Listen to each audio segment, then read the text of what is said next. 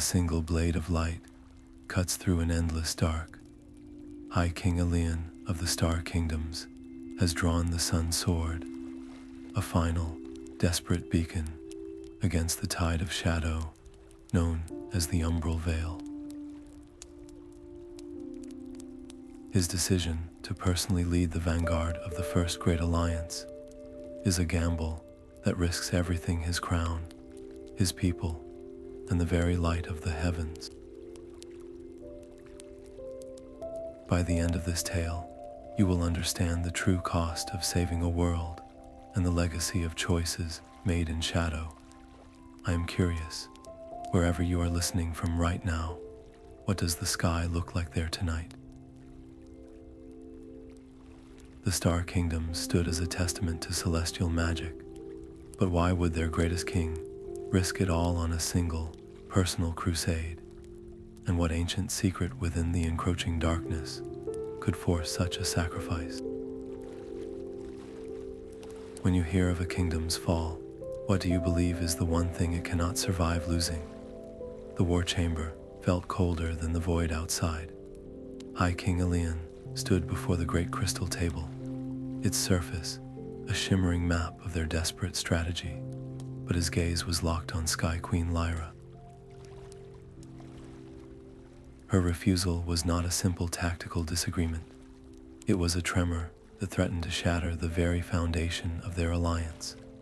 Her Griffin riders, the swiftest scouts and most agile flankers in their combined forces, would not join the vanguard. "My people remember the silence of the seventh spire," she stated, her voice as steady and unyielding as mountain stone. "We sent our best into a similar glow, and not even their echoes returned. We will guard the retreat paths and harry the veil's edges, but we will not fly into its heart." This was not defiance born of fear, but of a deep, cultural memory of those who came before. Her decision was a shield raised to protect her people from a sorrow her kingdom had already known. Yet for Aeolian, it was a devastating blow. The frontal assault was designed around the Griffin's mobility, a hammer and anvil strategy where his ground forces would be the anvil. Without Lyra's hammer, his own soldiers became little more than a target. Can a single choice, made from a place of protection, become the very thing that ensures disaster? The strategic discord was now sown. Aeolian had to proceed, his force visibly weakened, the unified front of the alliance now showing its first hairline crack. And in that crack, the shadow of the Umbral Veil seemed to grow just a little longer. The celestial armor of the Star Kingdom's vanguard began to lose its luster the moment they crossed into the twisted Wield. It was not a simple dimming of light, but a slow, draining pull, as if the land itself was drinking the starlight from their very beings. The air grew thick and heavy, resisting each forward step with a tangible pressure. This was the immediate consequence of Sky Queen Lyra's absence. Without her Griffin riders scouting the path ahead and clearing the upper air, the ground forces were forced to march directly through the Veil's most concentrated influence. Their advance, planned as a swift, decisive thrust, became a grueling test of endurance. Soldiers who had trained under the open skies of the heavens now trudged through a landscape that seemed to swallow sound and hope in equal measure. Ancient, gnarled trees reached for them with branches like twisted forms, and a perpetual twilight clung to the ground, making every shadow a potential concern. The psychological strain was as profound as the physical toll. Where once their faith in the Alliance and their king had been a shining shield, uncertainty now began to creep in, fed by the oppressive silence and the fading glow of their own armor. How long can belief hold when the light it depends on is being steadily extinguished. Each step deeper into the Wield was a step further from the world they knew, a journey into a heart of shadow that was testing the very limits of their resolve. The Silver River was meant to be a landmark of hope, a gleaming path through the Wield. Instead, the company found its waters running dark and heavy, a tarnished mirror that reflected no light. It was here, at this place of broken promise, that the Umbral Veil chose to reveal its true nature. From the still water and tangled riverbanks, the wraiths emerged. They were not beings of flesh and bone, but shifting forms of solidified shadow, their movements a deep silence that cut through the air. Conventional steel passed through them, as if slicing through mist, the brave soldiers' swings meeting no resistance, their finest blades utterly useless. A deep unease began to spread through the ranks, as their formations broke against an enemy they could not even touch. This was the moment High King Ilian had dreaded, the tactical nightmare made real. He watched his warriors fall not to wounds, but to a draining chill that left them still and quiet on the ground. His choice was no choice at all. With a cry that was part prayer and part resolve, he raised the Sun Sword high. It was not a blade meant for such common conflict. Its sacred light, a limited resource meant for a far greater challenge. Yet to stand by and watch his army be overcome was unthinkable. A wave of pure, golden energy erupted from the sword, a small dawn in that grim twilight. It washed over the advancing wraiths, and where it touched, the shadows cried out without sound, fading into nothing.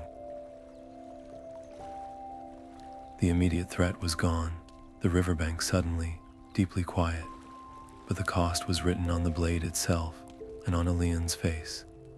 The sword's brilliant gleam had visibly softened, its celestial fire spent not in a final, glorious strike, but in a desperate, holding action. He had saved his army from total loss, but in doing so, he had weakened the one weapon that could truly challenge the heart of the shadow. What does it mean to win a battle while losing the means to win the war? The path ahead now seemed even darker, the king's greatest advantage given up for the sake of survival. That single, desperate burst of light had saved them from the wraiths, but it had extinguished something vital within their company.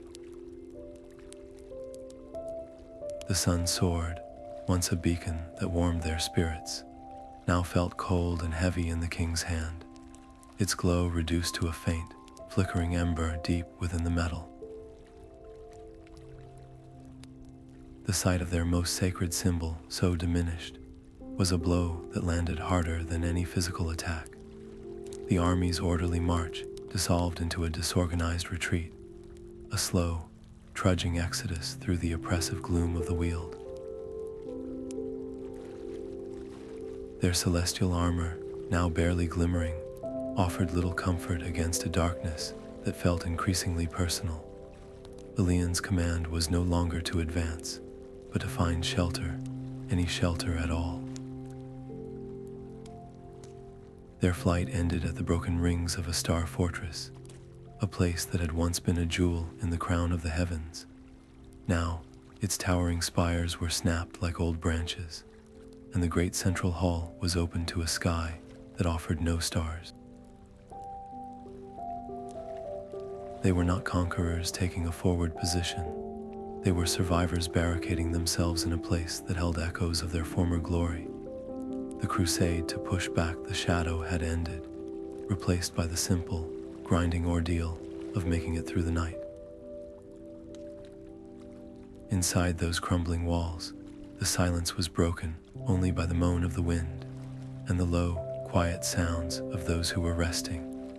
The king moved among his people, but the awe he once inspired had been replaced by a hollow fear in their eyes.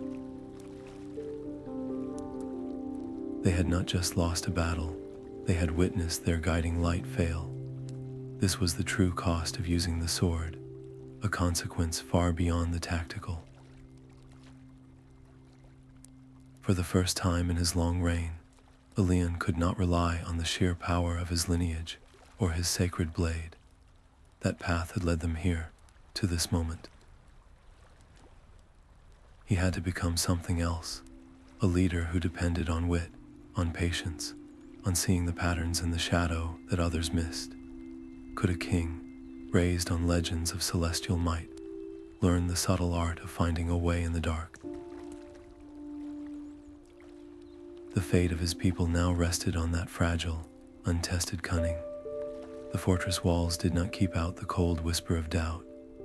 It arrived with Scout Captain Kale, who slipped back into their broken sanctuary with the quiet presence of a shadow. He went directly to the king, his report not of enemy movements or safe paths, but of a fracture within their own heart. There was a traitor, he breathed, his words barely audible. Someone on the Alliance Council. They knew our route to the Silver River. They guided the wraiths to us. The words landed in the quiet hall with the force of a physical blow. The devastating ambush, the king's desperate use of the Sun Sword, it had not been mere misfortune. It had been orchestrated. This revelation turned their military disaster into a deeply personal poison. How do you plan your next move when you can no longer trust the voices around your own council fire? Aelian's strategic mind, already reeling from their losses, now faced an enemy it could not map. Every face of his remaining allies became a mask. Was it the stoic master of supplies, who had argued for a different route? Was it the emissary from the sunken cities, whose motives had always been difficult to read?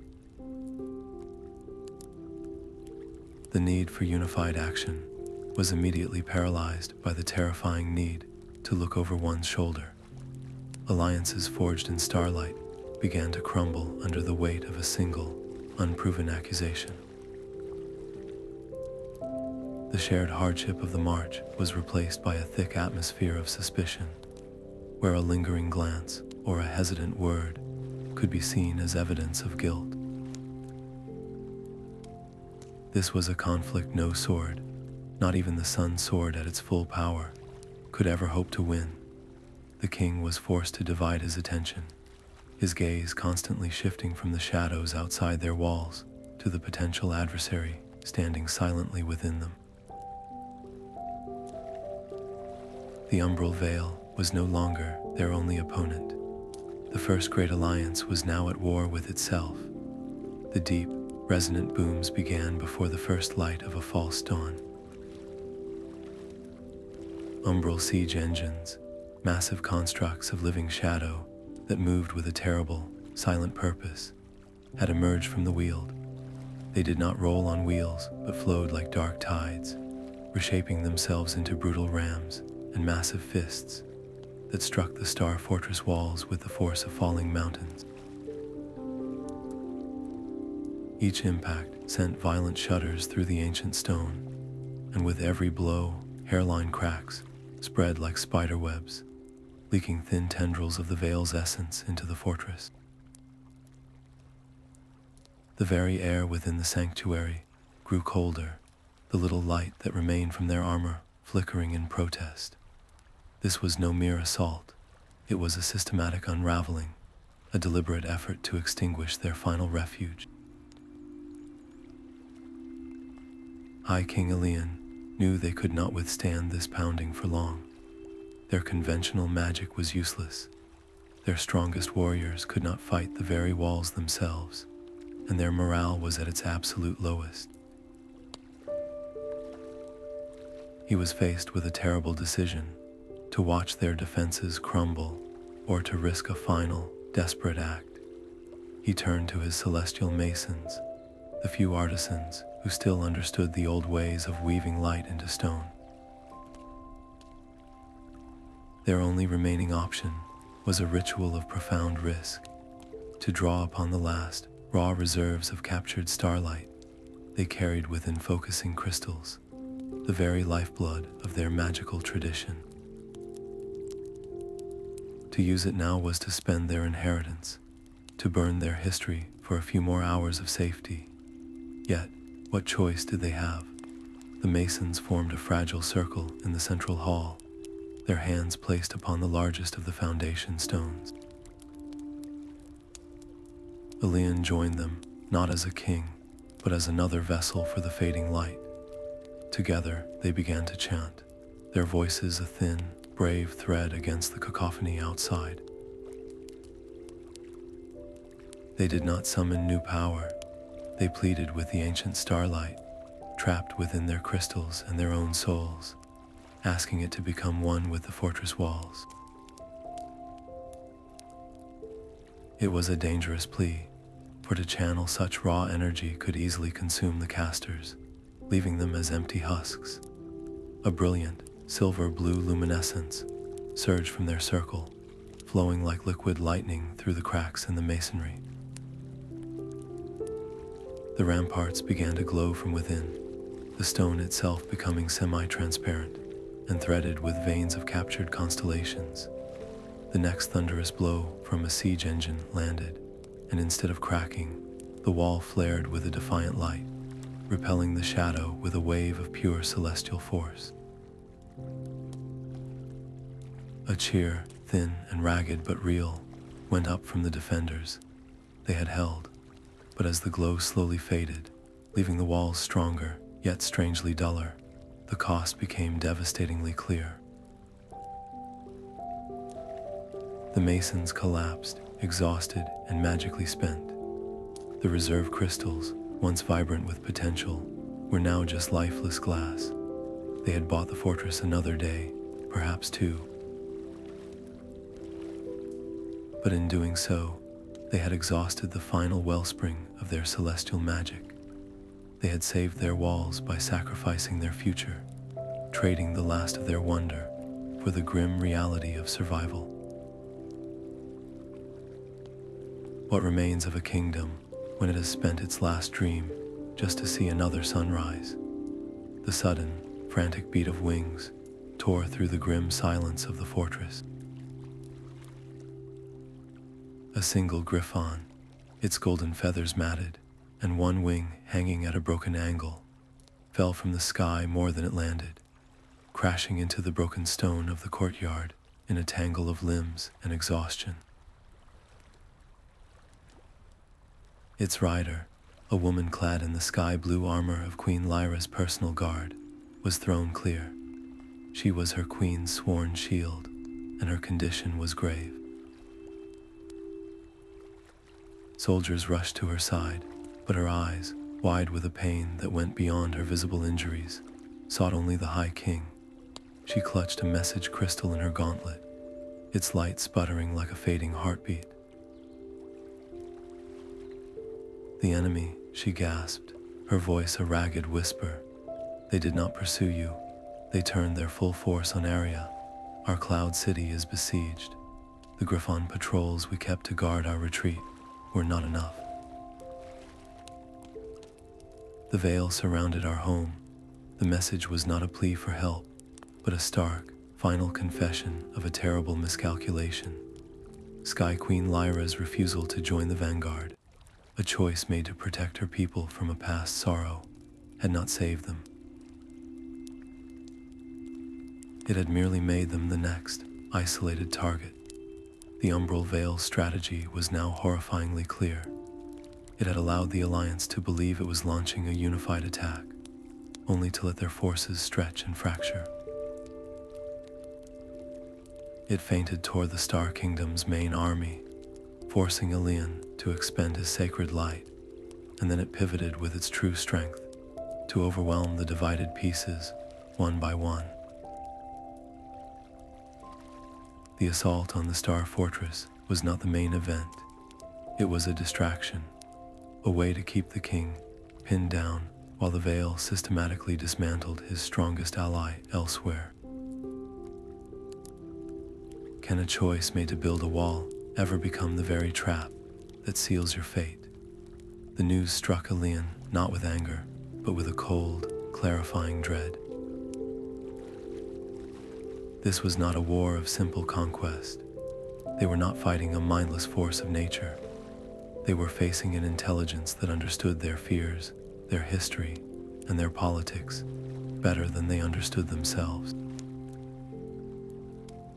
The crack in the alliance, which had started as a simple disagreement, had been expertly widened into a chasm by an enemy that knew exactly where to apply pressure. The king looked from the fallen rider to his own weary soldiers, and then to the dimmed sun sword at his hip. The true battle was not for this fortress, or even for his own kingdom. It was for the very idea of unity itself. If one kingdom could be singled out while the others were deceived and divided, then the first great alliance was already a memory. What do you do when you realize the enemy's greatest weapon is not shadow, but the reflection of your own distrust? A king's duty is a chain of impossible choices. Ilian stood on the fractured rampart, the memory of the fallen Griffin rider still echoing in the silence he carried within.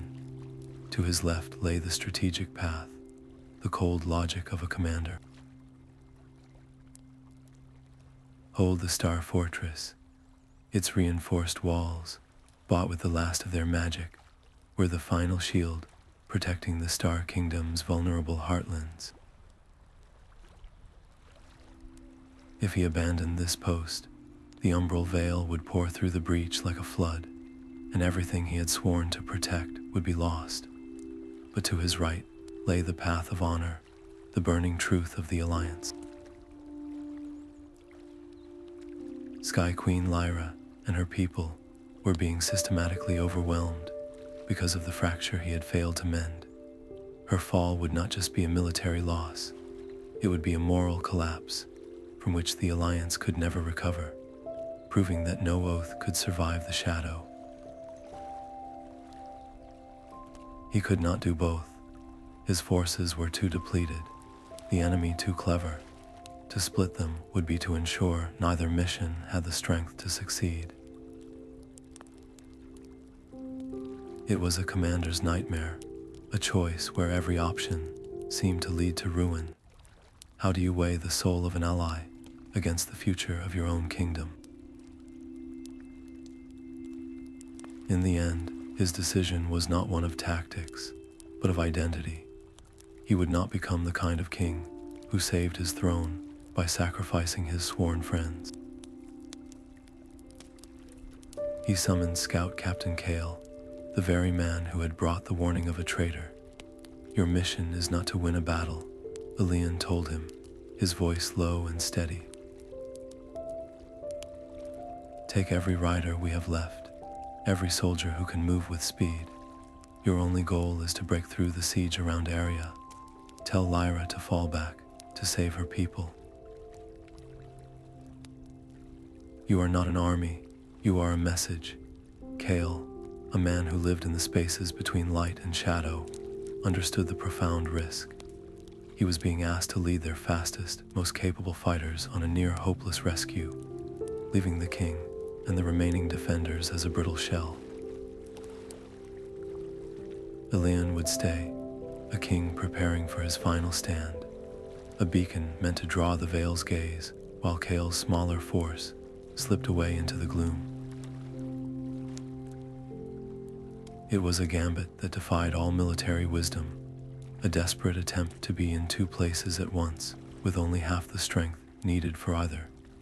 Can a single act of faith, however reckless, mend a broken alliance?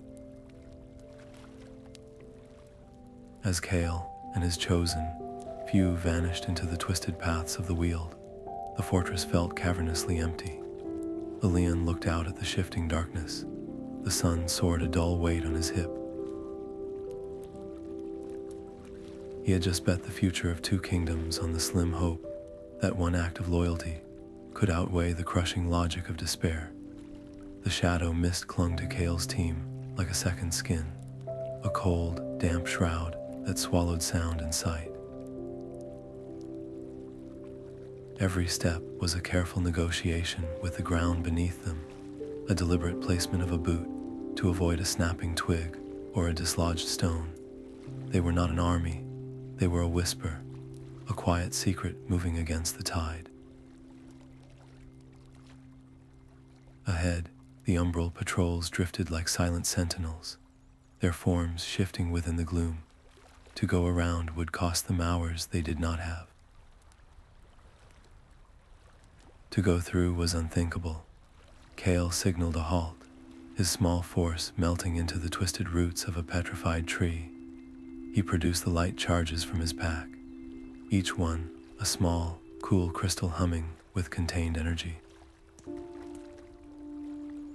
These were the last reserves of their captured starlight, tools of absolute last resort. To use one was to create a temporary sun in this endless night, a burst that would disorient the patrols and carve a path.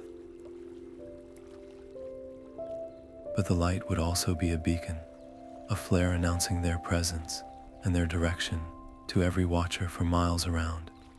It was the kind of choice that defines a mission, a gamble where the price of moving forward is making yourself known. With a sharp twist, he activated a charge and hurled it into the heart of the patrol. The world erupted in a silent, searing white. The umbral forms recoiled, scattering in the sudden dawn. The path was clear. Kale did not wait for the light to fade.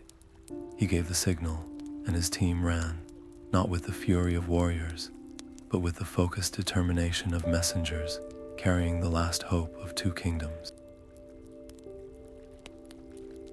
They had traded stealth for speed, secrecy for a chance. Now, they just had to outrun what came next. The sky above Aria was a deep and shifting tapestry of shadow. Kale's team emerged from the canopy of the twisted Wield to a sight that stole the breath from their lungs.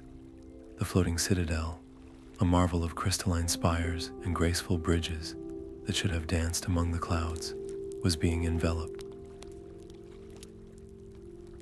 Tendrils of the umbral veil wrapped around its lower districts, and swarms of shadow beasts, creatures of jagged darkness and sharp silence, crawled up its majestic pillars.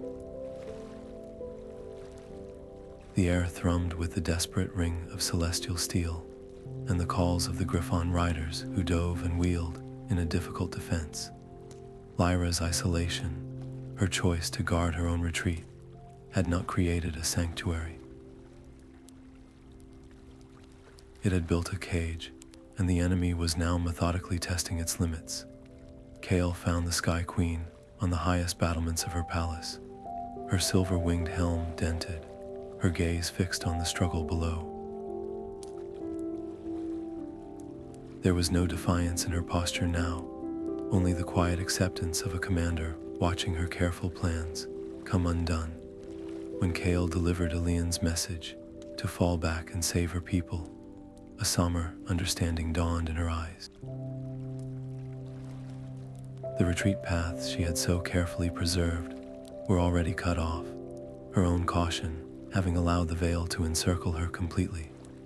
Her greatest concern, the safety of her people, was unfolding precisely because she had tried to face it alone.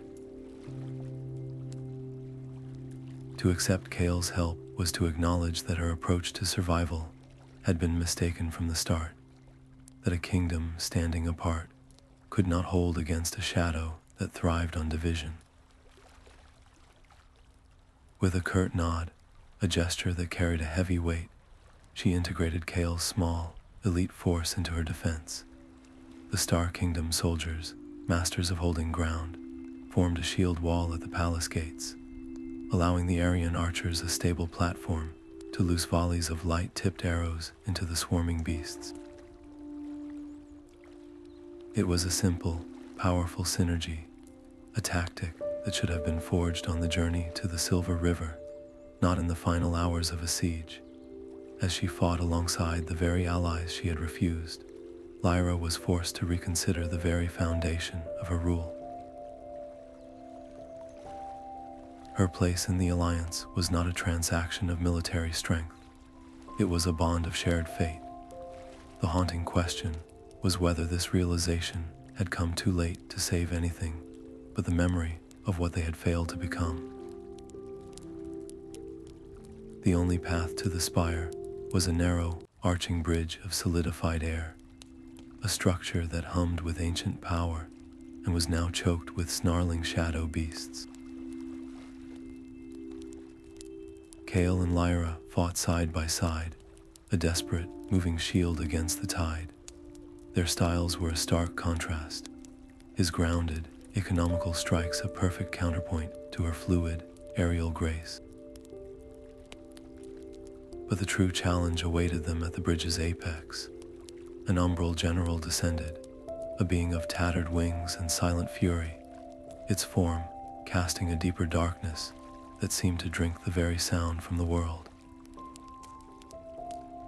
It moved with a speed that defied their eyes, its attacks not of brute force, but of precise, chilling intent.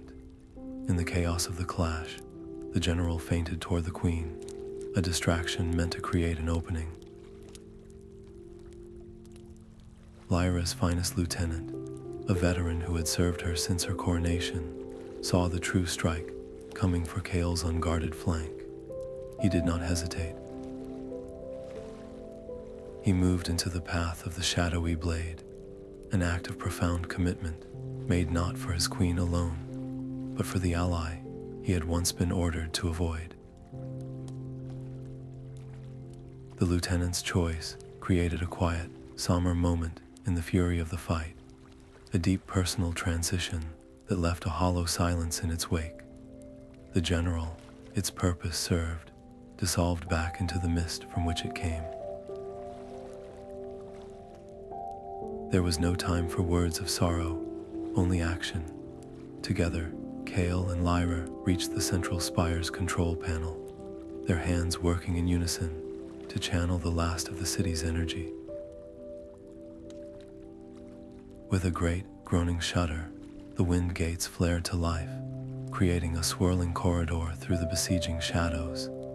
It was a victory, but one that tasted of deep regret. As the first of her people began to flee through the temporary passage, Lyra looked at Kale, the scout who had come to save a kingdom that had turned its back on his own.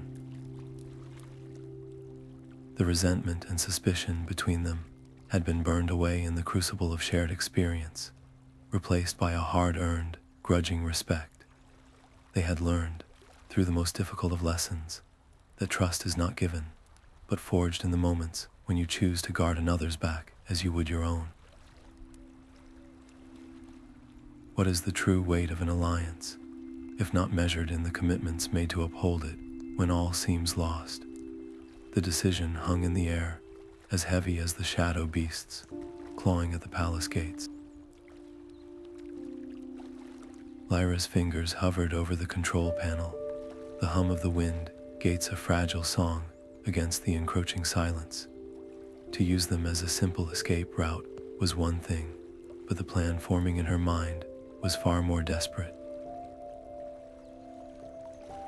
The energy required to truly scatter the Umbral host would have to be drawn from the city's very heart, from the great flight crystals that kept Aria aloft.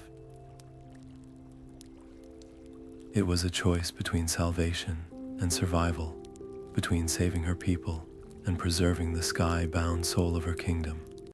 With a final, resolute glance at Kale, she made her choice. Her hands moved, not to stabilize the passage, but to break the containment protocols. The wind gates did not just open, they sang with a new and overwhelming voice.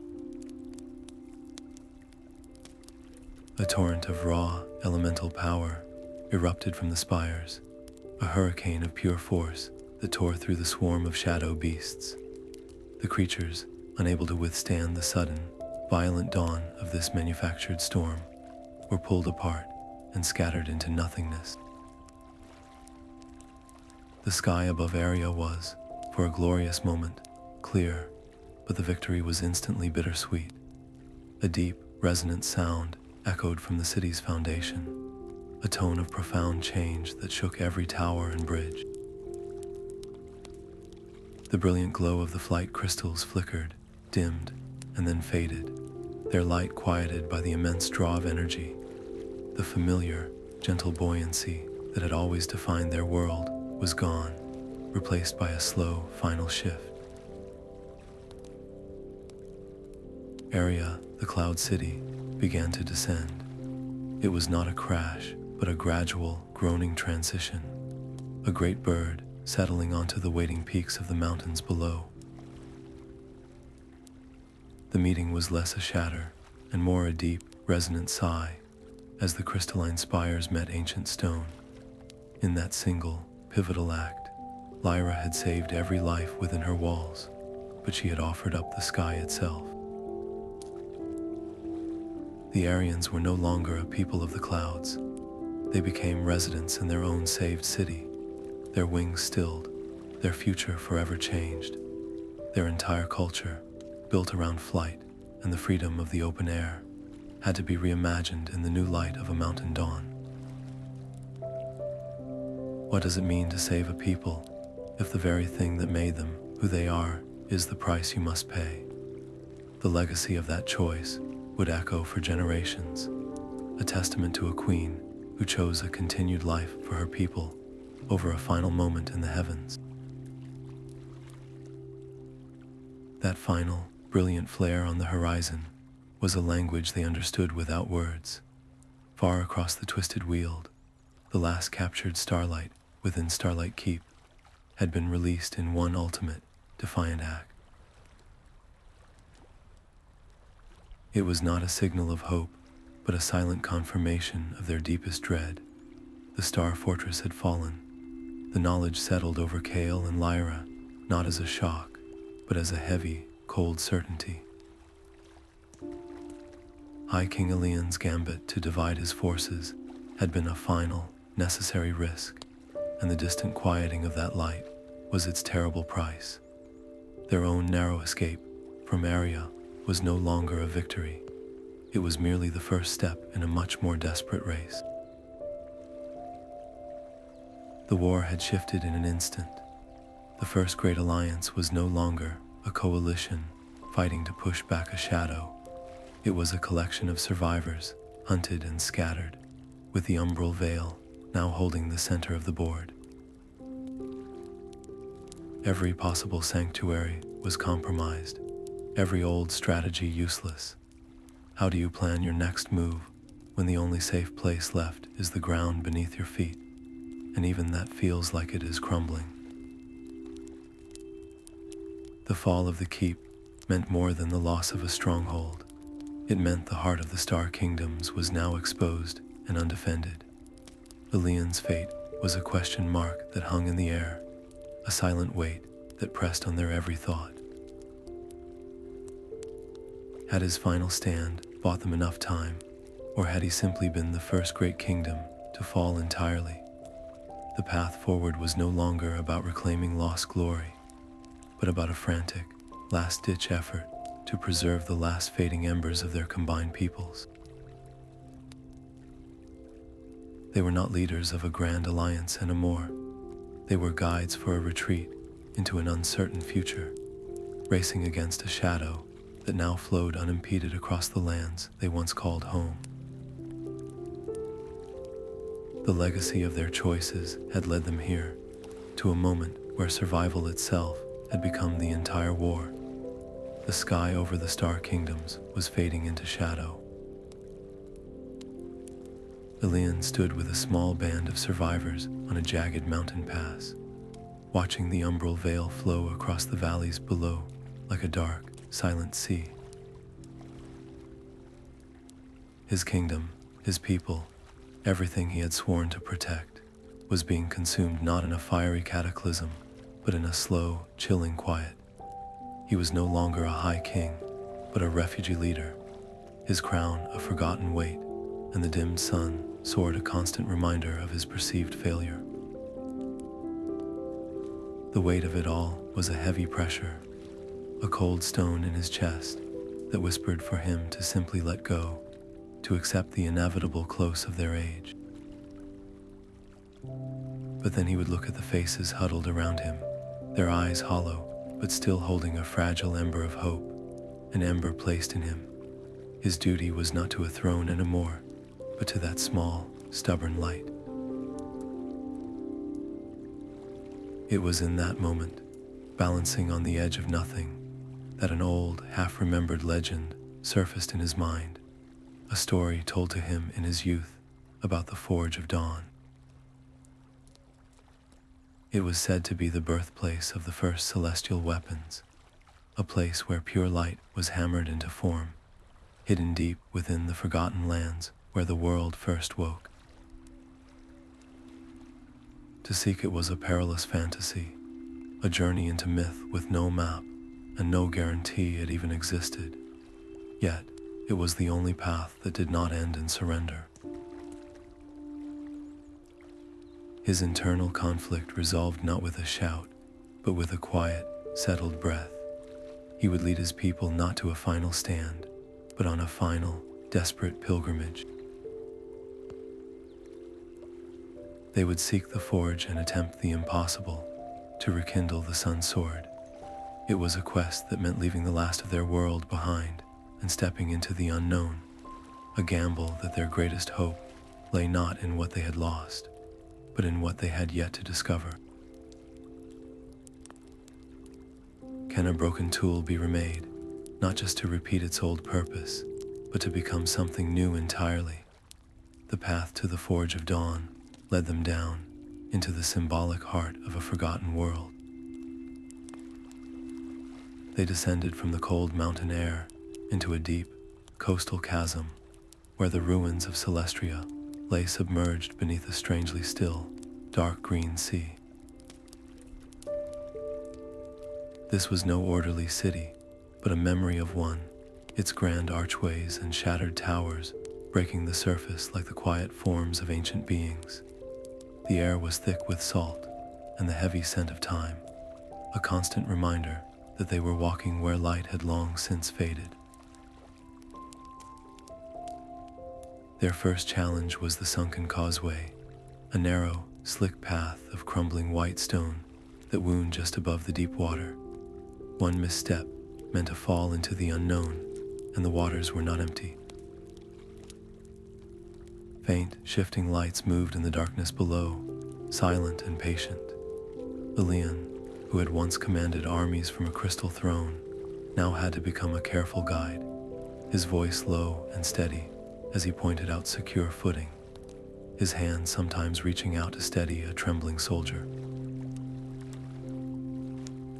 He was not leading with power now, but with a deep, patient presence, his knowledge of the old star charts and tidal lore their only map. The loyalty of his people was his greatest resource, a fragile bond tested with every cautious, shuffling step across the treacherous stone. What does a king become when his crown is gone, and all that remains is the trust in his voice? They were no longer an army, but a single, careful chain of individuals, moving through a place that tested their unity as much as their courage. The stillness of the sunken city was broken by a low, resonant hum that seemed to come from the stone beneath their feet. It drew them to a vast, circular plaza, its center dominated by a single, towering figure. It was a celestial automaton, a construct of polished brass and captured starlight, standing silent guard before a great sealed archway. Its form was magnificent, a relic of a brighter age, but its single, luminous eye was fixed on Ilian with an unnerving intensity. As he approached, the automaton spoke, not with a voice, but with a cascade of pure light that formed words in the air before him. The riddle was simple, yet it touched the very heart of his being. What is the one treasure a true king possesses that he must be willing to lose to prove he is worthy to lead? The answer seemed to hang in the air, a truth he had been learning with every step of this journey. His armies were gone, his fortress had fallen, his sacred sword was dim.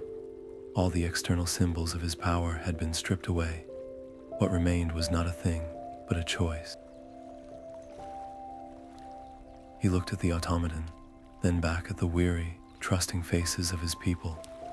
Without a word, he reached to his chest and unclasped the royal sigil, a heavy medallion of starlight silver that had been passed down through his lineage for 1,000 years.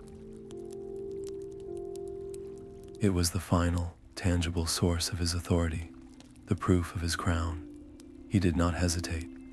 He placed it gently into the automaton's outstretched, open hand. The moment the metal left his fingers, he felt a profound quiet, the final release from the throne he had known. The automaton's eye flared, not in challenge, but in recognition. The great sealed archway behind it shimmered and then dissolved into mist, revealing the path onward.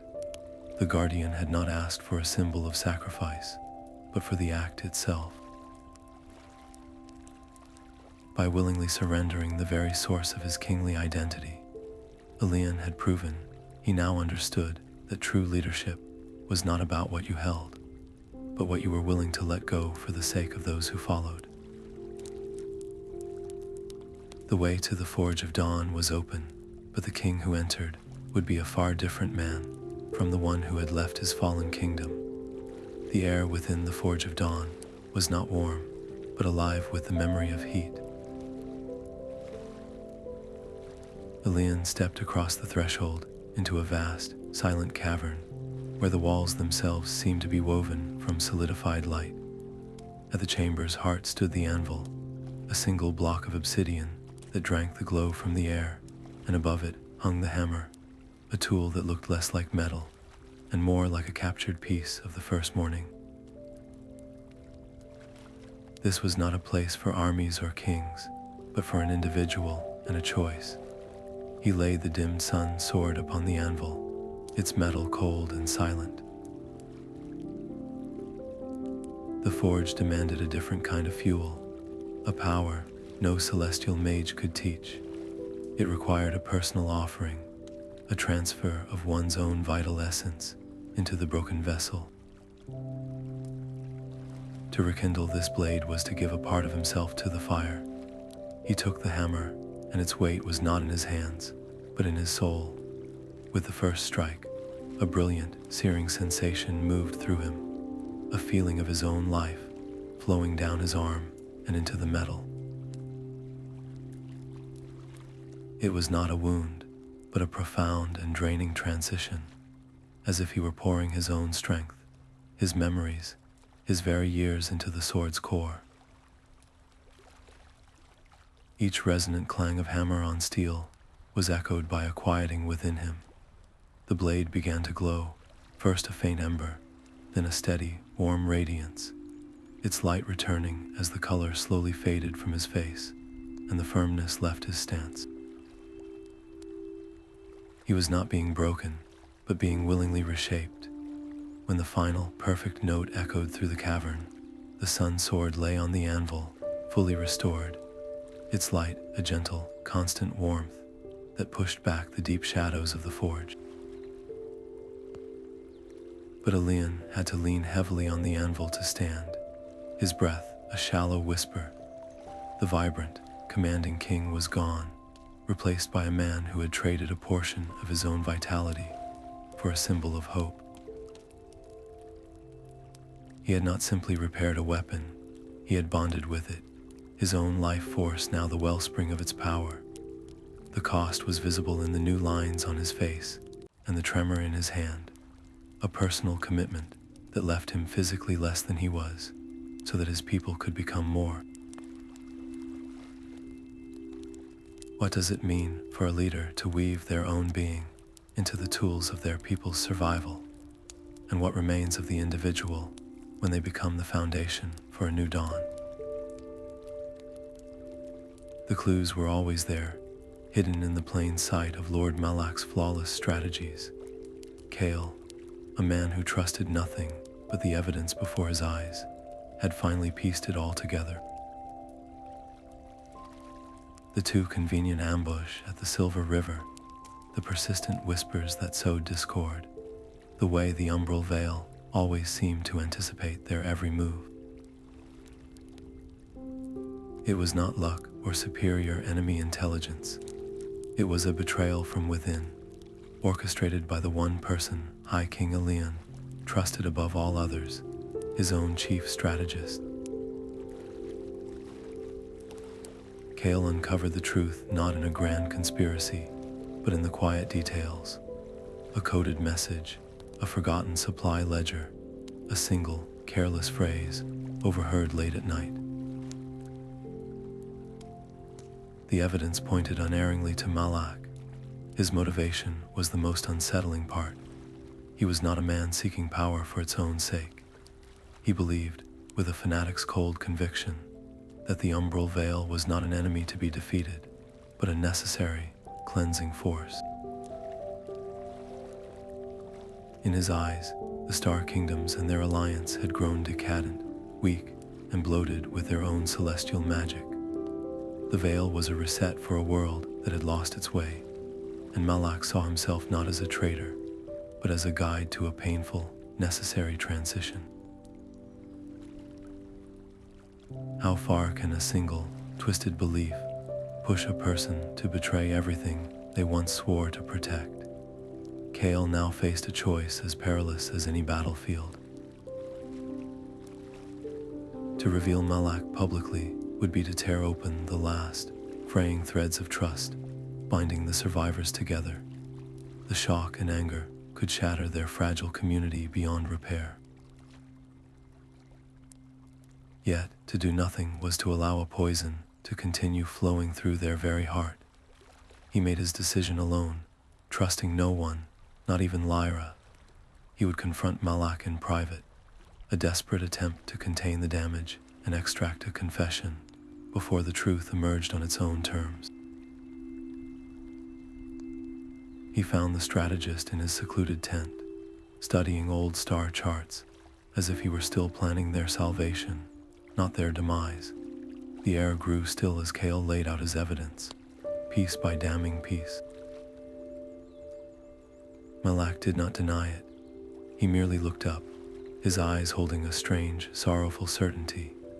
He spoke of the cycles of history, of empires that must fall so that new ones may rise from what they leave behind.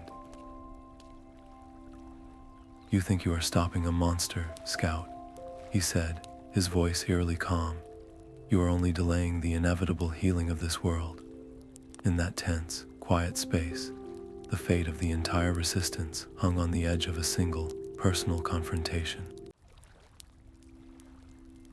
Would Kale's proof be enough to reach a man who believed his betrayal was the highest form of loyalty to a greater cause? And if he failed, would the last light of the Alliance be dimmed not by shadow, but by the cold, calculated logic of one of its own founders? The confrontation unfolded in the spire's highest chamber, a place of howling winds and broken crystal. Kale did not draw his blade first. He stood before Malach, the evidence laid bare between them not as an accusation, but as a quiet, terrible truth. The strategist's calm acceptance was more unsettling than any denial could have been. "You see a traitor," he said, his voice almost lost to the gale. "I see a surgeon, cutting away a sickness to save the patient." "This is not destruction, Scout. It is a necessary restoration." Their duel began not with a battle cry, but with a deep, ideological divide given physical form. Malach's swordwork was as cold and precise as his strategies, each parry and thrust meant to prove his point, that the old ways of light and unity were a fragile illusion. Kale fought with the gritty, adaptive style of a man who had survived in the dark, his movements speaking of a belief in perseverance, in saving what you can, however broken it may be.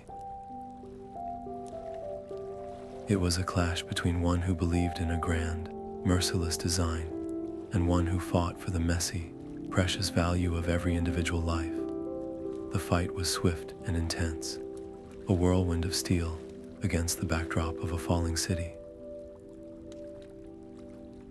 In the end, it was Kale who found the opening, his blade slipping past Malach's guard to send the strategist's weapon clattering across the floor. Malach knelt, defenseless, his expression one of cold, expectant judgment. He believed Kale would deliver the final, validating blow, proving that the world was indeed ruled by the harsh logic he served. But Kale made a different choice. He lowered his blade. "Your end tells me nothing," Kale said, his breath misting in the cold air. "The source of the veil, where is its heart?" This act of restraint, of choosing information over immediate justice, was a shock that broke Malach's certainty. He had calculated for martyrdom, not for mercy. In that moment of confusion, he revealed what he knew, a single, crucial clue. The veil is not a mindless force. It is drawn to a place of profound memory, a symbolic wound in the world. It feeds on the echo at the Black Summit. Then, as Kale processed this fragment of truth, Malach used the distraction, striking Kale with a hidden dagger and fleeing into the labyrinth of crumbling spires. He had gained a vital piece of the puzzle, the first real direction they had possessed since the war began, but he had allowed the architect of their struggle to escape. Was this a fatal error, or a necessary sacrifice for a greater understanding? The answer would depend on what they found at the Black Summit. The blighted plains stretched before them like a vast, gray sea under a sky that had forgotten the sun. It was here, in this place of absolute desolation, that the remnants of their world finally converged. Ilian stood with the reborn Sun Sword on his hip, its warmth a quiet contrast to the chill air, but the price of its renewal was etched into the new lines on his face and the slight tremor in his hand. When Kale and Lyra arrived with their own weary followers, the reunion was not one of triumphant cheers, but of silent, somber recognition. They were a pale shadow of the first great alliance, their numbers thin and their armor marked by past struggles. Sky Queen Lyra, her wings stilled and her city grounded, carried herself with a new humility, the pride of the clouds replaced by the quiet resolve of the earth. Scout Captain Kale met Ilian's gaze and gave a single, slow nod, a world of unspoken understanding passing between them. They had each given everything to reach this point. Their kingdoms were now memories, their people were scattered, and their trust had been forged through hardship and shared purpose. What remained was not the glittering power of celestial magic, but something more resilient, a unity shaped by common experience. They were no longer three rulers bound by a treaty, but a single will formed in the same crucible. The question hanging in the still air was no longer if they could win, but if this hard-won bond could be enough to face what came next. The stakes had been stripped down to their most essential form. This was not a battle for glory or thrones. It was a final, all-or-nothing effort for the very right to a future. Every person gathered on those plains understood that there would be no second chance, no retreat to plan. The next step would be their last, a final moment of decision with the fate of their entire world resting on the edge of a single, reforged blade and the fragile trust between three tested leaders. The Umbral Nexus pulsed ahead of them, a silent, inverted heart beating in the center of the blighted plains. It was not a fortress or a creature, but a profound disturbance in the fabric of the world itself, a vortex of deep shadow that drew the very light from the air around it. This was the source of the veil, the anchor point from which all the shadow flowed. To face it directly was a risk beyond any they had taken, a final commitment with nothing left to hold in reserve. Their plan was a fragile thing, a dance of three parts that had to move in perfect unison. Ilian, with the reborn Sun Sword, would be the spear point, a focused beam of light to address the Nexus core. Lyra would use the last of her people's sky crystals, not for flight, but to create a resonant frequency, a song of pure sound meant to disrupt the vortex's stability. And Kale, with his small team of scouts, would place the last remaining light charges at the base of the anomaly, a series of controlled releases to shock the system at the critical moment. The timing was everything, a second too early or too late, and their combined efforts would be little more than a brief flicker, swallowed by the endless dark. Their approach began not with a roar, but with a quiet, shared breath. Lyra raised her hands, and the sky crystals hummed to life, their song a visible wave of shimmering silver that washed against the pulsating shadow. The Nexus recoiled, its form shuddering as the unfamiliar frequency interfered with its silent rhythm. This was Kale's signal. He and his scouts moved like ghosts, placing the glowing charges at the precise points they had mapped during their earlier approach.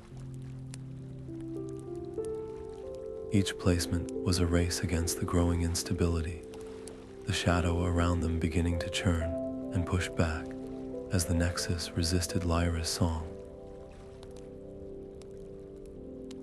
Then came Ilian's moment. He stepped forward, the Sun Sword blazing in his hands, its light no longer a simple glow, but a tangible force that pushed the oppressive darkness back. He could feel the cost of its renewal with every step, a deep drain on his own vitality, but he did not falter. He focused all his will, all the hope of his people, into a single, brilliant point of light at the sword's tip. As Kale's team activated the light charges, a chain of silent, searing flashes unfolded around the base of the vortex. The Nexus shuddered violently, its form momentarily fragmenting. In that fleeting window of vulnerability, Ilian directed the Sun Sword forward. The blade did not strike a physical surface. It met the heart of the anomaly, and for a single, suspended moment, light and shadow were one. A wave of energy flowed outwards, silent and vast, washing over the plains and sweeping the clinging darkness from the land. The constant, chilling pressure that had defined their world for so long simply vanished. The Umbral Nexus was gone, but as the light faded, Ilian stood alone, the Sun Sword now quiet and cool in his hand. The personal cost of that final, perfect action was written in the deep exhaustion on his face, and the way he leaned heavily on the blade. They had won. They had addressed the heart of the shadow, yet in the sudden, profound quiet that followed, a new question arose. What happens to the light when the shadow it was made to face is finally gone? The silence did not last. From the edges of the clearing, the umbral veil trembled, giving rise to a fresh tide of reinforcements. They swarmed not toward the scattered forces, but converged with a single, chilling purpose on Ilian's position. He stood firm, the Sun Sword a steady flame in his hands, but the sheer number of advancing shadows threatened to overwhelm his light, to surround him in a sea of silent, shifting forms. The window of victory, so hard won, was closing fast. Lyra saw it all unfold from her vantage point, the sky crystals in her hands now quiet and spent. The calculations of a queen, the cold logic of a commander, all fell away in that instant. There was only the clear, terrible geometry of the battlefield, the certain knowledge that Aeolian would be overcome in moments, and with him, their last hope. Her Griffin, once a symbol of the boundless sky, now stood grounded beside her, its golden eyes reflecting the fading light. It was no longer a creature of the air, but a vessel for one final, decisive act. She did not shout a battle cry or look for permission. Her decision was a quiet, internal shift, a resolution that settled deep within her. With a gentle touch and a whispered word of gratitude to her loyal companion, she urged the great beast forward. It was not a charge, but a committed, powerful dive, a last, glorious echo of the flight that had once defined her people. They soared one final time, not into the open heavens, but directly into the churning, unstable heart of the Nexus core. The impact was not an explosion of fire and force, but a profound release of resonant energy. A shockwave of pure, stabilizing power radiated outwards, a silent, expanding ring of light that scattered the reforming shadows and eased the very fabric of the anomaly. It was a transition that used the last of Aria's sky magic, stored within the Griffin itself, to create a breach in the Nexus' final defenses.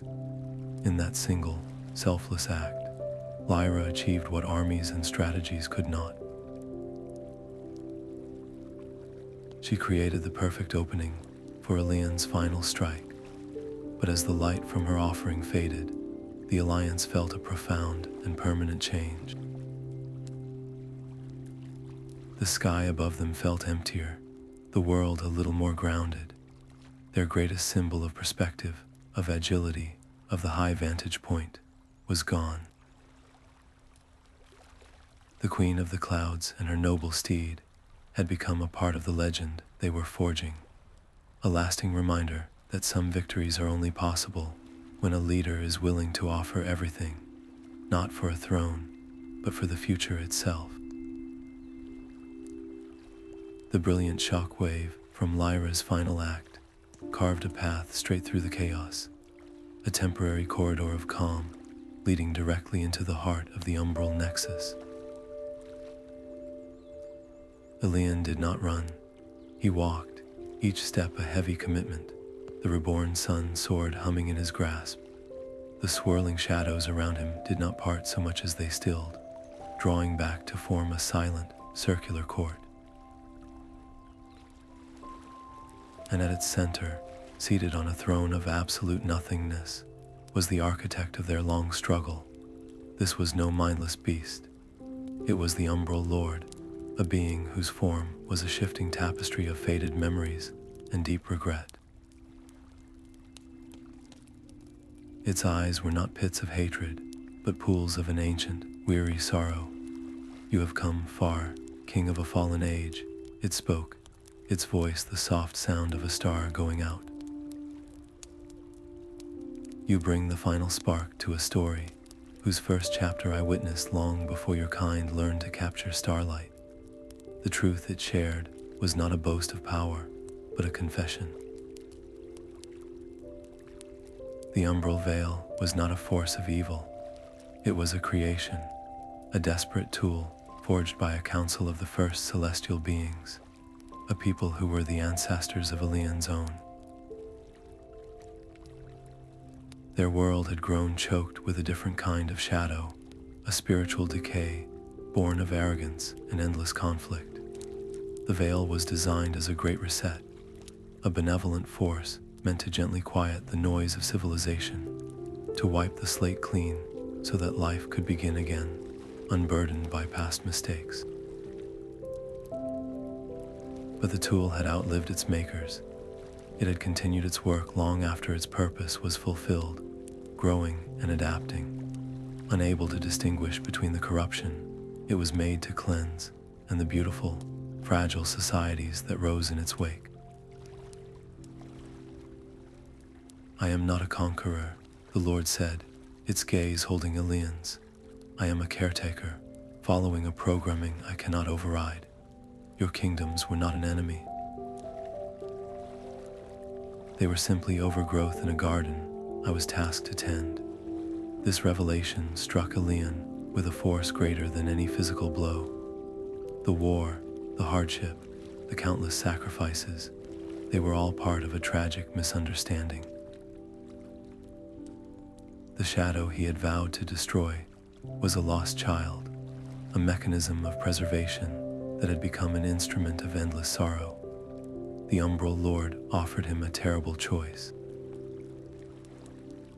He could use the Sun Sword's full power to unmake the Nexus, to shatter the ancient programming and free the world. But such an act would be a profound violence, the final severance of a being that was, at its core, a lost and lonely guardian. Or he could attempt the impossible, to use the sword not as a weapon, but as a key. He could try to merge his own will with the Nexus, to take control of the veil and guide its purpose, to turn a mindless force of nature into a conscious, careful steward. The first choice was simple, a clear end to the conflict. The second was a burden without end, a kingship over shadow itself, with no guarantee of success and every chance of being consumed by the very power he sought to command. His legacy teetered on this single decision. Would he be remembered as the king who saved the world by ending a misunderstood guardian, or as the one who dared to embrace a painful truth and shoulder an eternal responsibility?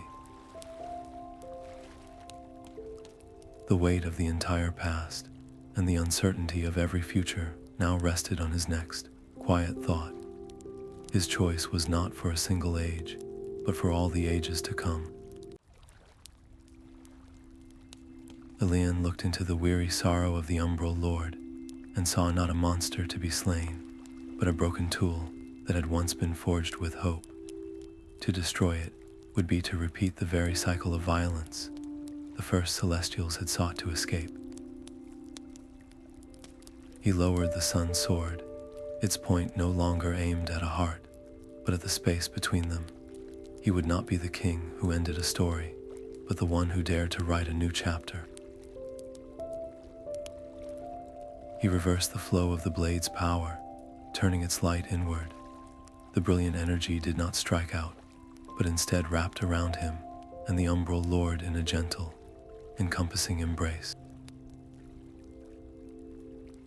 He was not attacking the Nexus, he was inviting it in. A profound stillness fell over the blighted plains as the king allowed the ancient, corrupted programming of the veil to flow into the sword, and through the sword, into himself. It was a tidal wave of forgotten memories and deep, systemic sorrow, a weight of purpose that had lost its way. He did not fight it. He accepted it, understanding its original, benevolent intent, and in that moment of perfect understanding, the corrupting energy simply unwove itself. The umbral veil did not vanish in a blast of light, but dissolved like a morning mist under a gentle sun, its form unraveling into harmless, fading motes of twilight. The world took a deep, clean breath it had not known in generations, but the cost was absolute. The Sun Sword, having channeled a force it was never designed to hold, could not withstand the strain.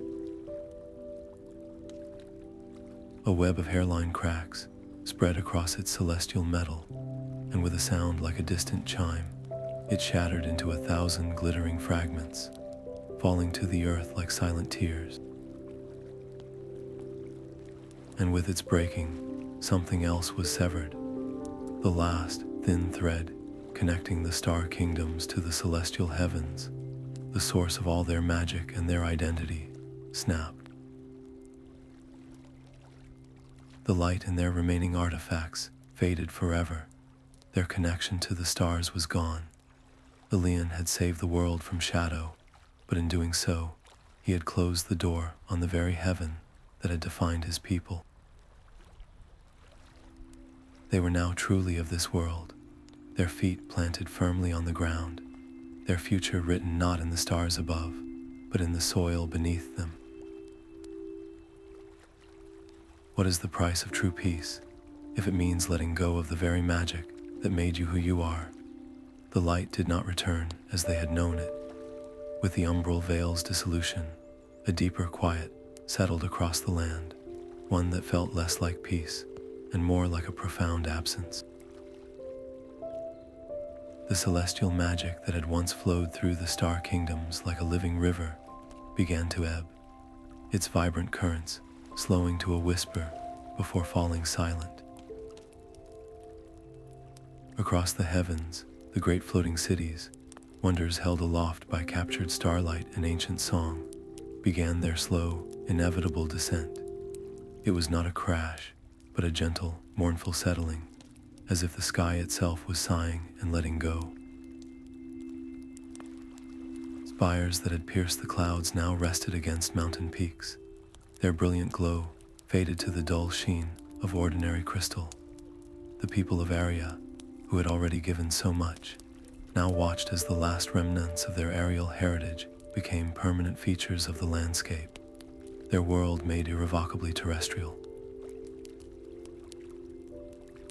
The great alliances, forged in starlight and tested in shadow, did not shatter in conflict, but quietly unraveled under the weight of their shared exhaustion.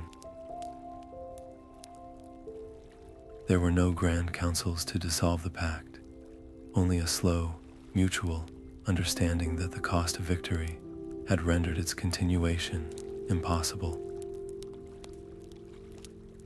The bond that had united them was the very magic they had spent to achieve peace, and without it, the political structures built upon that foundation had nothing left to sustain them.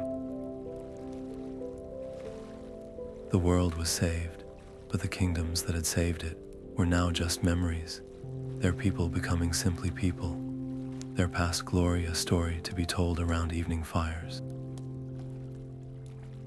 How do you rebuild a society when the fundamental force that defined its culture, its technology, and its very identity is gone forever? The age of wonder was over, replaced by an era of grounded reality, where survival depended not on celestial power, but on the resilience of the human spirit and the strength found in ordinary community. The legacy of the First Great Alliance was not a restored golden age, but a world forced to find a new, humbler kind of light. The great work of their age was not rebuilding what was lost, but learning to build something entirely new. In the quiet years that followed the Veil's passing, Ilian walked the lands he once ruled from the heavens, a king without a crown, a mage without magic. His presence was a quiet reminder of the cost of their survival, and the people did not look to him for commands, but for his deep understanding of the world they now had to shape. He saw the grounded spires of Aria being repurposed into strongholds of stone and timber, and he witnessed the scattered survivors of his own star kingdom learning to farm the earth that had once seemed so far beneath them. It was in this new world, built on the foundation of shared hardship, that the idea for the first grounded council was born. He did not proclaim its formation from a throne, but gathered with Kale, now a leader of the frontier scouts, and Lyra's most trusted commanders in a simple hall built from the salvaged wood of a fallen sky ship. The air in the room was thick with the memory of what had been, but Ilian's proposal looked only forward. He would not take a crown in this new order. His decision to step away from kingship was his final, and perhaps his most profound, act of leadership. He argued that the old ways of inherited power had been part of the rigidity that left them vulnerable. The future had to be built on a foundation of proven skill and mutual respect, a council where a farmer's knowledge of the soil held as much weight as a former queen's understanding of logistics. Can a title ever be as strong as the trust earned through shared struggle? This was not a loss of authority, but a conscious passing of the torch to a broader, more resilient form of governance. The council they forged that day was a living promise, a commitment that the legacy of the First Great Alliance would not be a story of fallen kingdoms, but a lasting lesson in the strength found when many hands guide a single plow. The new council gave Kale his final, and perhaps most difficult, order. He was to track the fleeing Lord Malach, not for justice, but for the knowledge the fallen strategist might still possess. The trail led Kale deep into the northern wastes, a stark and empty landscape of wind-scoured stone. He found no grand fortress or hidden camp. Instead, in the shadow of a solitary, towering monolith, he discovered only what Malach had left behind. The strategist's ornate armor was laid out with a strange, ceremonial precision, empty and already collecting a fine layer of pale dust. There was no sign of a struggle, no indication of a final confrontation. It was as if the man had simply decided to stop being. Resting atop the breastplate was a single, smooth river stone. Etched into its surface was not a message of defiance or regret, but a simple, stark diagram. It showed their world not as a solitary sphere, but as one of many linked by faint, thread-like lines, with a vast, shapeless shadow looming just beyond the outermost edge. This was not a confession. It was a final, chilling report from a mind that saw everything in terms of strategy and scale. Malach had not been running from them. He had been running toward a greater, more terrifying understanding. His departure from the Alliance had been a desperate attempt to align their world with what he perceived as an inevitable, incoming presence. A challenge so vast it made the Umbral veil seem like a minor disturbance. The war they had just won, at such a great cost, had only been the first skirmish in a conflict they could not yet comprehend. Kale stood alone in the immense silence, the cold stone heavy in his hand. The search for a single individual had ended, but it had opened a door to a concern far greater than any shadow they had yet faced. What do you do with a victory when you discover it was only the prelude to a much larger story, one where you are no longer the main character, but a fragile world waiting in the dark? The world had been saved, but the unity that saved it was quietly fading into memory. Where once a single celestial banner flew, there now stood a patchwork of independent states, each a remnant of the great kingdoms that had fallen from the sky. These new communities were learning to thrive, but their success was built on a deep and growing division. A quiet conflict was brewing, not with weapons, but with words and ideals, centered on a single, powerful question. Should they use all their knowledge and will to reach again for the heavens, or was their true destiny to finally embrace the solid ground beneath their feet? In the western valleys, where the soil was rich and the seasons predictable, the children of the Star Kingdom had become farmers and builders. Their leaders, often former masons or soldiers like Kale, argued for a philosophy of roots. They pointed to the sturdy stone halls they had raised, the reliable harvests they now gathered, and the simple, profound safety of a life connected to the earth. Why risk everything to rebuild a floating city, they asked, when a well-built home on a firm foundation can shelter generations? Their vision was one of quiet resilience, of finding a new kind of magic in the turning of the seasons and the strength of a community that works the land together. Yet, in the eastern highlands, nestled among the symbolic places of their former floating citadels, a different dream persisted. Led by scholars and the last of the celestial architects, they saw their grounded existence not as a new beginning, but as a temporary chapter. They spent their days poring over old schematics, experimenting with mundane physics and chemistry, working to replicate the lost arts of flight through sheer ingenuity. For them, the very act of looking up at the empty sky was a reminder of a glorious identity they refused to surrender. To accept the ground was, in their eyes, to accept a dimmer, lesser existence, to forget the wonder that had once defined their very souls. This was not a simple disagreement over resources. It was a fundamental clash of identity, a cultural struggle over the meaning of their own history. Was the age of celestial magic a glorious peak from which they had descended, or was it a beautiful, but ultimately unsustainable, dream that had blinded them to the simpler truths of the world they actually inhabited?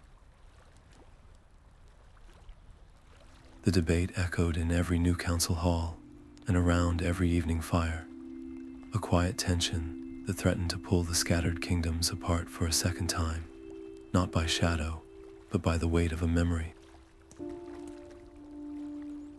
Can a people ever truly find peace if they are forever divided between the world they lost and the world they have found?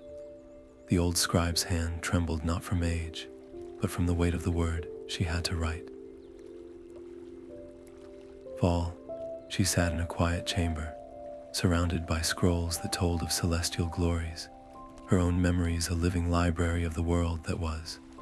Once, she had recorded the edicts of High King Alian's court, the grand proclamations, and the shimmering promises of the First Great Alliance. Now her task was to write its final chapter. Her fingers, stained with ink, paused over the parchment. She felt a deep, internal division. Should she write a story of noble sacrifice and beautiful transition, a hopeful myth for the children of this new, grounded age? Or should she record the full, difficult truth, the bitterness of the schisms, the chilling logic of Malach's betrayal, and the profound emptiness that followed their victory? A hopeful story would be a comfort, a gentle tale to help them sleep at night, but it would also be a second, quieter failure of everyone who had given everything.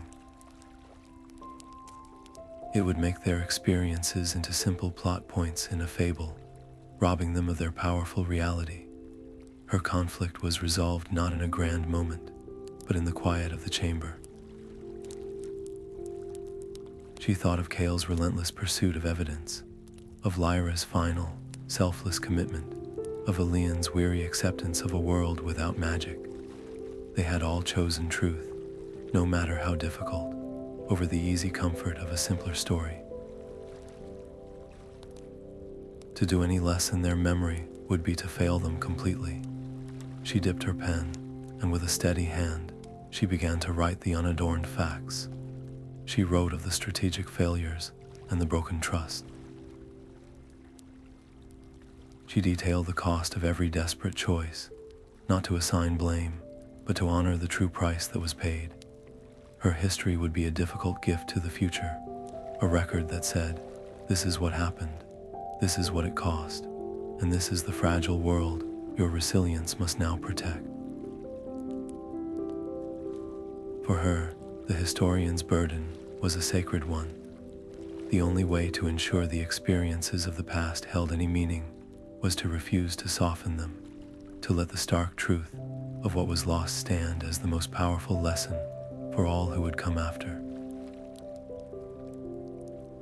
What is the value of a memory if it is stripped of its complexity and its difficult, essential truth? The soil was cool and dark between his fingers, a simple, grounding truth. Ilian no longer measured his days by celestial edicts or the movements of constellations, but by the slow, patient growth of the crops he tended. His hands, which had once held the sun sword, now knew the steady weight of a wooden plow. He was at peace, or something very much like it, in this quiet life of necessary labor. One evening, as the last light of the sun bled into the horizon, a young woman approached his small field. She carried herself with a familiar, searching intensity, her eyes not on the earth, but on the deepening violet of the sky. She was a stargazer, one of the new generation, who looked up not with the entitlement of old magic, but with the raw curiosity of those who had only heard the stories. In her hands, she cradled a long, polished tube of salvaged crystal, a tool of her own design. "My elder," she began, her voice respectful but brimming with excitement, "the old charts are wrong. There is a new light." She gestured for him to look. With a quiet sigh, Ilian leaned forward and put his eye to the lens. He expected to see the familiar, fixed patterns of the ancient heavens, the same stars that had witnessed his kingdom's fall. But there, nestled in a patch of darkness where no star had ever been recorded, was a faint, shimmering point of silver blue. It did not blaze with the arrogant power of the old celestial bodies. It pulsed gently, like a slow, steady heartbeat, its light soft and somehow new. It was a star being born, not from the magic his people had commanded, but from the natural, untamed workings of the universe itself.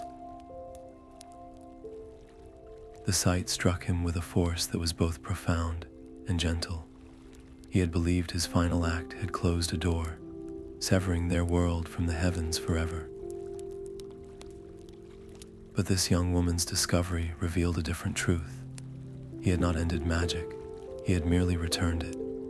He had unburdened the sky of their controlled, artificial light, allowing the true, organic wonder of creation to begin its work again. The celestial magic was not gone. It had been reset, set free from its programmed purpose to become something wild, unpredictable, and accessible to anyone with the patience to look for it. A quiet, deep hope, one he had not felt in many years, settled in his chest. His choices had not merely averted an end. They had cleared the way for a beginning he could never have planned. A future where wonder would not be a royal inheritance, but a personal discovery for every farmer, every stargazer, and every child who dared to gaze at the night sky and find their own small, brilliant point of light. What greater legacy could there be than to become the soil from which new wonders grow? The Umbral Nexus trembled, its silent rhythm faltering under the weight of Lyra's final offering. Ilian stood at the edge of that churning darkness, the reborn sun, sword warm in his grasp, yet he felt the deep cost of its light in the weariness of his own bones. He was no longer the radiant king who had led the vanguard, but a man shaped by difficult truths and the memory of those who came before. Kale fought a rearguard action against the last surges of shadow, granting him these final, precious moments. The time for a warrior's strike had passed. To simply destroy the Nexus would repeat the cycle of force, becoming the very power of mindless eradication he sought to overcome.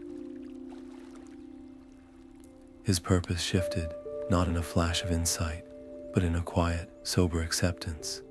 He would not conquer this power, he would transform it. He reversed his grip on the Sun Sword, turning the point inward, and drove it not into the heart of the shadow, but into the ground at his own feet. The blade did not shatter stone, It became a conduit. He channeled every last remnant of his own life force, every memory of starlight and sovereignty, down through the metal and into the world's foundation. This was not an attack, but a sovereign's sacrifice, a willing act of change. He offered his own being as the catalyst to rewrite the ancient patterns of the Umbral Veil. A wave of gentle, clarifying light flowed outward, not in a blinding flash, but like a deep, cleansing breath. It touched the churning shadows, and where it met them, the hostility simply unwove. The silent intensity of the Nexus softened into a profound, echoing quiet. Its nature transformed into harmless, fading energy. The immediate threat was ended. But the world did not return to what it was. As the light faded, the Sun Sword, its purpose finally and utterly fulfilled, dissolved into a shower of silent, glittering motes. And with its passing, the last connection to the celestial heavens, the very source of the Star Kingdom's magic and identity, was released forever. The age of kings who commanded the stars was over, its power not destroyed, but peacefully returned to the world from which it came.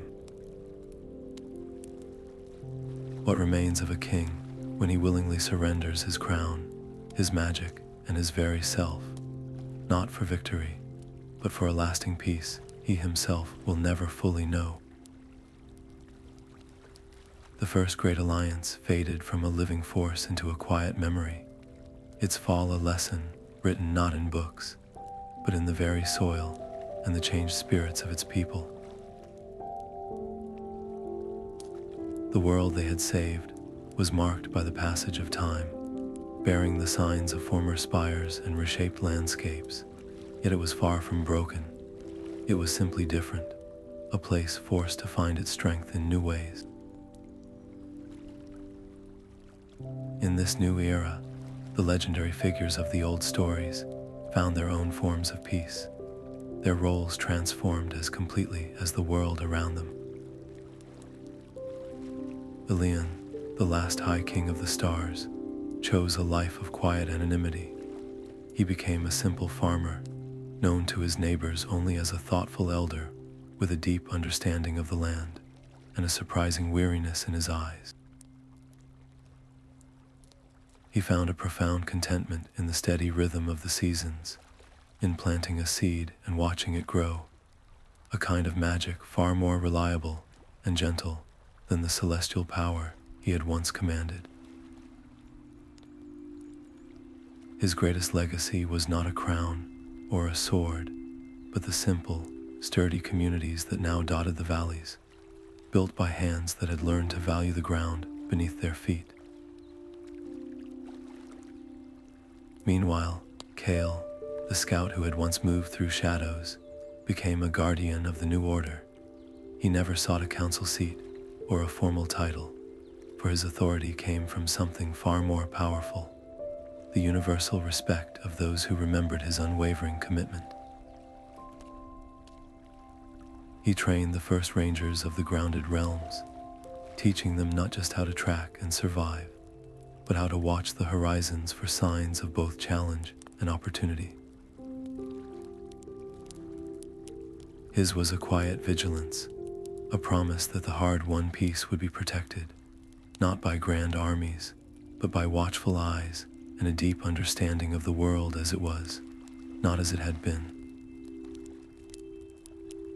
The world moved forward, its path forever shaped by the choices made in that age of shadow and light. The legacy of the Alliance became a foundation, a story of both profound transition and incredible resilience that every new community built upon. It was a reminder that unity is fragile, that trust is the most vital and most easily lost resource, and that some victories require letting go of the very things you fought to preserve. And above it all, the sky itself began a slow, silent transformation, where once there had been only the fixed, familiar patterns of the old heavens, new points of light now pulsed into being. These were not the controlled beacons of celestial magic, but wild, newborn stars, their gentle silver light a promise that every ending, no matter how final it seems, contains the quiet seed of a new beginning. What stories will be told under these new stars, and what will their light reveal about the world we choose to build from the lessons of those who came before?